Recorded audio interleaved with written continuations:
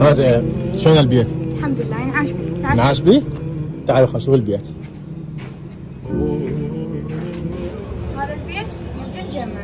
هذا البيت اللي راح نجمع له العائله اللي عندنا، سعره 4 ملايين، بس انتم ومتابعيني وناسي وخاصه اهل البصره، اهل المحافظات، منا اريد وقفتكم ويانا. اريد وقفتكم وياني، راح نجمع هذا البيت وناخذ العائله اللي عندي، وهذا سعره بس 4 ملايين.